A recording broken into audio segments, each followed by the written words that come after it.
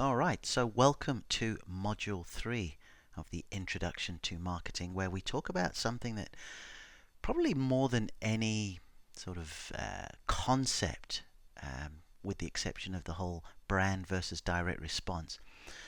This concept, the marketing triangle, probably has had the biggest impact and provided me with the most success and results. So I'm really excited about sharing this with you. Now, this focuses on the marketing triangle made famous by the legendary marketer that is Dan Kennedy. If you're unfamiliar with Dan Kennedy, I suggest you do sort of get onto Google, just have a look at some of his stuff there. Particularly, I think there's a lot of real quality Kennedy stuff posted on YouTube. He's a tremendous speaker. Just his ability to articulate, and he's not known as the millionaire maker for no reason. So just go over there and have a look. But after going through this module, you'll not only have a clear understanding of how to systematize your marketing campaigns, but you'll also have a much clearer focus regarding who to target, what to say, and how to reach them. So when we look here, we see this marketing results triangle, and you can see it's got the media at the bottom, the how, the message on one side, the what, and the market on the other side. And if you can understand and then apply what we're going to cover in this particular module, you will totally eliminate the need to cold call. So you just won't be picking up the phone and speaking to people who don't know who you are, don't know what you can provide. You'll learn how to attract your ideal customer via this triangle. Your unique selling proposition, your USP, will continue to sort of develop. So I've put here create and refine because we haven't really sort of started working on it in earnest. But via this triangle, this really will help you. You'll start crafting marketing messages that will convert. Alright, so conversion, once again, is just sort of getting somebody to take action. In an ideal world, we want it to be a sale, but it's also somebody giving you their email address. It's somebody submitting their name for you to call them and follow up. It's someone just taking action and responding. So via this triangle, you will certainly start crafting the kind of messages that will convert. And then, a couple of areas that really sort of folks have struggled with, I know I have, is that you will avoid putting together marketing campaigns that cost you money and that don't work. Alright? So the flip side of it is, if you continue to sort of just do willy-nilly marketing and episodic marketing and, blind archery, as Dan Kennedy likes to call it, not only will your marketing not work, it'll cost you a lot of money. And then finally, this will really help you be more celebrated to your target audience as opposed to tolerated. I think we've all been in a position on both sides of the coin. On one side where someone's been calling us up, and sometimes we just don't even have the heart to say, look, go away, don't bother me anymore, I don't want what you want. Sometimes we do, sometimes we don't. Particularly when we've had bad days, we say, oh look, we're just not interested. Or we tried it last time and it didn't work, so go away, right? Or the other thing is they say, oh, not him again calling me, or oh, not another email. We want to make sure that when your emails come through, your letters come through, your direct mail, your tweets, your posts, that people are actually looking forward to seeing and receiving them, as opposed to them just sort of deleting them, or even worse, just saying, look, don't ever contact me again. That is how much importance I place on the marketing triangle. So once again, we're looking at it: the message, the market, and the media. And while Mr. Kennedy most clearly and articulately spoke about it as a triangle, he did also put together the vision that we wanted to have of a marketing stool, a three-legged stool. Because what he was trying to say with the triangle, and let me just jump back there, what he was trying to say with the triangle is that, as you can see, not one side has more important than the other. They're all the sort of same distance, and they all serve the same amount of importance. And this is why he wanted us to look at it very much like a three-legged stool, because once you take one of the legs away, it's just going to go down, and if you're sitting on it, dare I say it, you're going to fall on your backside, which tends to happen a lot with marketing as well. So with the marketing results triangle, no one side takes the lead, for want of a better word. The message is not more important than the market. Media is not more important than message. And market is not more important than message either. All right, they are all sort of have and carry the same amount of importance. However, there are some mistakes made, and some serious mistakes that are made, and the biggest one tends to be in the form of media. Now, in the next module, module 4, we're going to go really deep with media, so I'm just going to sort of skim the surface in this one while still explaining it as best as I can to you. But when we talk about the media triangle mistake, all we're saying is that in the previous slide, what I said to you was that no one side takes the lead. However, the biggest mistake that tends to happen is we choose the media first and try and get everything else to wrap around that. A lot of the time, it's because the media tends to be sort of, should I use the word provoked or volunteered to us?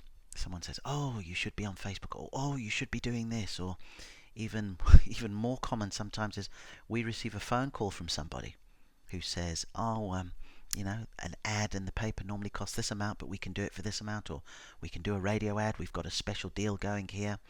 We see an advert where you see, printing is normally, this amount, but for this month only it's half the amount, so straight away we say, okay, we'll take the printing, before we have paid careful attention to the actual market and the message. So we've really got to make sure that we avoid at all costs just sort of jumping into the media because it has been prompted to us. So the 3 M's of marketing, as I like to call them, it's Mr. Kennedy's triangle most definitely, but I call them the 3 M's of marketing, where we've got the market, or the who, the message, the what, and the media, the how. And focus on these 3 each and every time you craft your marketing campaigns. And I'm telling you, you will see a definitive change and a definite change, an increase in the quality of your leads that then convert to sales. Okay? Get the market, the message, the media right, and it will lead to more sales. So when we start with the market or the who, all right, one thing and one area I see anytime I speak with clients and I begin to sort of run a mini audit or do some sort of problem solving for them is they avoid, for some reason, the lowest hanging fruit, which is, people who are already used to doing business with you. All right, your customers, your clients, and your advocates. That's why I've put those red arrows next to them. Too often, I see marketing campaigns start where it's all the way back to cold traffic again, with a target or a prospect starting all over again. There's nothing wrong with that. And in the next module, we're going to actually show how we do that, how we start generating leads, because it's very important that you have this in an ongoing capacity. However, anytime you're putting your campaigns together and going back onto the ladder of loyalty that we discussed, made famous by Mr. Philip Kotler, all right, the lowest hanging fruit, the who, the first lot of people that you should always be looking to sell to are your existing customers, your existing clients, your advocates, your strategic partners, and people who know you, who have experienced it. All right, and plus, unless you're sort of doing total organic traffic acquisition, right, with the target and the prospects, i.e., free social media or just getting on the phone and phoning people and so on and so forth, you have already paid to acquire customers and clients and advocates. All right, you've paid for them. So therefore, don't spend any more money trying to get new business in per se until you have actually targeted this lowest hanging fruit. It is so important. The amount of times I go and talk to a business and I say, well, look, what are you selling your existing customers, and what are you saying to them, and do you even have their details? Do you know who your best customers are? And more times than not, it's a most definitive no. So as we move forward, I want to take a very rare lesson, but a very important one from the big brands. Because what we're talking about is that, before we move on to the other sides of the triangle, All of a sudden now we're saying that we want to focus on our existing clients and our existing customers, okay? And these two brands have done a really, really tremendous job in how they indeed manage to get more business out of their existing clients. In the case of Apple, they have that integrated product suite. So you move up, you graduate from the iPod to the iPhone, you've got the iPad as well, the iPad to the MacBook Pro to the actual Mac itself. It's just a nice sort of stepping stone from one to another, and often by getting another one, it's going to increase certain levels of functionality. So in your own business, your own products and services, is there an opportunity to have an integrated product suite? Something that one of my clients does. He is very, very good with Google AdWords and for e-commerce. So he might start with a no fix, no fee audit. So he'll take a look and he'll see, okay, well, what's going on here? And then if he can fix it for them, he'll get paid. If he can't fix it, he doesn't get paid. But a lot of the time, after he's sort of had a look and he's provided an assessment, he'll say, right, you need this, this, and this. And then naturally they say, well, could you provide that for us? He puts that into place, and then he says, right, you're good to go with your campaigns. And they say, well, could you manage them for us? You see, he's almost put together that suite where they can stand alone with what he does, but they're very, very nicely linked. And then with McDonald's, well, there's a lot of discussion as to whether the quality of the food and so on and so forth. And you know what? I love nothing more than every once in a while going into McDonald's and having one of these things, a Big Mac. But each and every time I'm there, all of a sudden they say, would you like to make it a Big Mac meal? Not just the Big Mac on its own. Would you like something else? And this is at that exact point of sale. So when we start talking about, your existing customers, your existing clients, you can look to put together a suite which is a natural progression of things. Or secondly, when they first make a purchase from you, there could be something else that you could add on top of that as a bit of an upsell. One thing I do with my digital marketing services is if I create a social media profile for them, an entire profile where I'm putting together like a Facebook page and Twitter and YouTube channel and so on and so forth, my upsell is, okay, it'll be X amount to put together the profiles, but if you like, normally to manage them for a month or for 90 days, it's this amount, but on this occasion I can do it for a certain amount. And I've yet to have someone not take me up on that. So this is a great example of the classic upsell of saying, do you want fries and a drink with that? And it's something very, very important as you're picking at that low-hanging fruit that are your existing customers. And then the next one, obviously in the first module we talked about marketing, the importance of finding out what people want and need and giving it to them. So ask what is wanted and needed. It's just as simple as that. But more importantly, once they tell you, from answers, take action. There's nothing worse for a customer to actually express what they're looking for you, just to mention something that, this is what they need. Maybe they've even got a bit of a grievance about the way you do something or present something, and they've actually taken the time to explain it to you. Well, on the back of that, take action. And this will help you sort of continually sell to people who have already given you money. So once again, we look and we say that, on the whole, who with the market always start with the lowest hanging fruit. Now with the what, what are you going to be telling them, all right, with the three sort of, with the three M's. You've got your market, we've talked about, your message. Now, what are you saying? Well, I think that you need to refine again your unique selling proposition, your USP, all right? And that's basically through your positioning, being very specific and measurable, so specific with what it is you offer and to who. Measurable, it's like when you often hear, and I've been guilty of it myself, when you say, oh, we will take your business to another level, all right, or get you to that next step. That's not specific enough. Are we saying that we will, after looking at the numbers, we can increase your business by 20% or 30%? That's being specific, and it's also being measurable. Irresistible offers. This is a big thing here, and I think it's very easy to sort of um, remain samey with what you're providing. We want to make your offers irresistible. And the great thing about irresistible offers is that you can often put a bit of a time scale on that. So it's not necessarily available in a few weeks or months from that, but special occasions, things like that, you can come up with an irresistible offer that's unique to what you do. And then guarantees and risk reversal. This is huge in your message. What you want to do is you want to take on the risk. There are so many options on there, and being totally honest, there's also a lot of people who aren't totally committed to their customers. They don't always find out what they want and need and give it to them. So you'll often come across, particularly in the areas of prospects and suspects, and even the one-off customer, who are still very, very wary of what you're providing. So try and, reverse that risk and provide guarantees. This is something that I've got with one of my private groups. It's a private Facebook group, and I sort of say a 30-day money-back guarantee. So, come in, join up.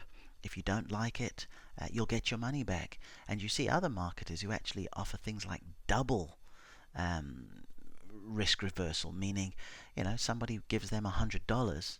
If they don't like the group, they will give them $200 back. You see some of the big seminars where they say, look, if at the end of the first day you don't feel that what you've learnt is worth the price of admission, I'll write you out a check, and I'll cover your flights. And you hear people saying that. And, you need to get over that mindset sometimes of saying, well, everybody will be asking for this, because it does two things. By and large, people won't. They really won't. But secondly, it just really helps you narrow down on, irresistible offers, being specific, the promise that you make, and the thoroughness of your product as well. So do make sure that within the sort of message that you're putting together, the positioning, where are you? You want your marketing to attract, and you also want it to repel as well. So who's it for? Who's it not for? Be specific and measurable. Provide irresistible offers and guarantees and risk reversal as well. And this was a really sort of follow-on from what we spoke about in the previous module. Enter the conversation already taking place in your prospects' minds, and the only way that you find out what that conversation or those conversations are by asking questions. So that's why here use the answers, and the emotional intelligence. This is why it is so important to speak to people, to ask them questions, to spend that time, because then you can use the language, you can use the fears and the frustrations, you can use the hopes and the aspirations as part of your messaging, and it can be very, very powerful. And then, a truly, truly great teacher, marketing aficionado, for want of a better word, an entrepreneur, Eben Pagan, has said many times, and I think this is a really, really key bit of advice. He says, if you can describe your prospects' problems better than they can, they will unconsciously assume you have the answers.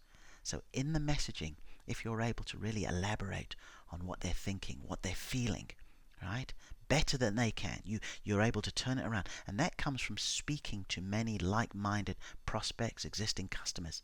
They will unconsciously assume that you have the answers in the way of your products, your services, and your programs. So make sure you use that in your messaging as well. And just put something up there and say, oh, we've got this for sale, great offer, buy now. Turn around, start talking about the problem, right?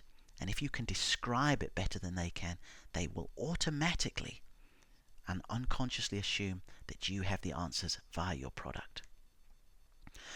So now we talk about the media. And as I'd mentioned before, we're going to go into it in great detail in the next module. But I did really want to sort of still, talk about it and maybe just lay the foundation for the next lesson. So with the media, we're talking about how, what methods, and as you've noticed, I've used the plural, are you using to attract, your audience to craft these messages, All right, and you have so many different choices. You've got social media. I put the yellow pages because yes, there still is a time and place for that, believe it or not. Radio ads, newspaper ads, these are just a few. And the way I really want you to sort of look at things with media is that you have a marketing toolbox, and a lot of things will go into that toolbox. So when we look here and we just see sort of 4 items, we're actually going to go all the way up to 12 in the next lesson. But one thing I do really want to sort of reinforce in this particular module here is the importance of integrating and then automating your media.